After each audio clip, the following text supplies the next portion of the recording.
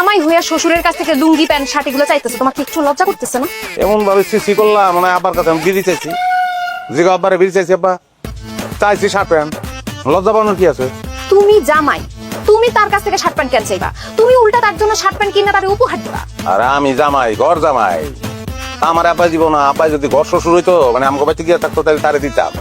যেহেতু আমি ঘর জামাই, আমার অন্ন, বস্ত্র, বাসস্থান, হ্যাঁ শিক্ষা, না শিক্ষা তো আমার আছে, চিকিৎসা, এগুলো সব কিছুর দায়িত্ব তো আব্বার।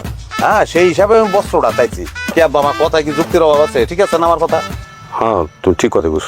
তাইলে আব্বা কোন দিক দিয়ে সে ঠিক কথা বলতেছে? শুনো, তোমার আমি সাফ সাফ করে দিতেছি, আমার আব্বা তোমার এই লুঙ্গি প্যান্ট শার্ট কোনো কিছু কিনা দিতে পারবো না। ও পারবো না? তাহলে তো একটা ভালো ঝামেলায় পড়লাম। আমি তো বাড়ি থেকে পুরান লুঙ্গি শার্ট মাট কিছুই আনি নাই। সমস্যা? হ্যাঁ আচ্ছা ঠিক আছে, তাহলে অসুবিধা নাই। আব্বার শার্ট প্যান্ট লুঙ্গি এটা বাঘের যোগে বন্ধুর মতন পড়লাম, অসুবিধা কি? না দরকার নেই, আমার পাঞ্জাবি পাঞ্জাবি পড়ার তোমার দরকার নেই। আমি তোমার জন্য যা যা লাগে মানে নতুন শার্ট প্যান্ট পাঞ্জাবি যা যা বলছো সব নিয়ে আসবো, তুমি চিন্তা করো না। একটা সিম্পল জিনিস কত সহজে সমাধান হয়ে যায়, তোমরা খালি পেঁচাও। কত আগে সমাধান হয়ে যেত। আবার তাহলে এই যে প্রেসক্রিপশনটা নেন, এটার ভিতরে ওষুধ লেখা আছে, ওষুধ দেন। এইবার কিন্তু বাড়াবাড়ি হয়ে যেতেছে। তুমি আব্বারে দিয়ে তোমার ওষুধ কিনাইতেছো? আমার ওষুধ কি লেখা? ওর তো তোমার পেটে বেদনা উঠলো, ডাক্তার দেখাইলা, ডাক্তার ওষুধ লিখে দিল না। এখন যদি তুমি কও যে না আমার পেটে বেদনা আরো বাড়ুক, আমার কোনো অসুবিধা নাই, তাহলে তো আমারও অসুবিধা নাই। না থাক, আমার মেয়ের পেটের ব্যথা বাড়ানোর কোনো দরকার নেই।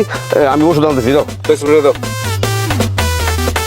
আচ্ছা আমার একটা কথা বলো তো, তুমি কি ঘর জামাই? আচ্ছা শোনো, আমার খুব বুড় লাগতেছে, আমি একটু ঘুরে ঘিরে আহি। আব্বা বাজার করে নিয়ে আসলে আম্মারে কেউ ভালো করে জানি রাঁধতে, আজকে একটু পেটটা বুঝে খাবো। সুযোগের অভিযানে সদা প্রস্তুত।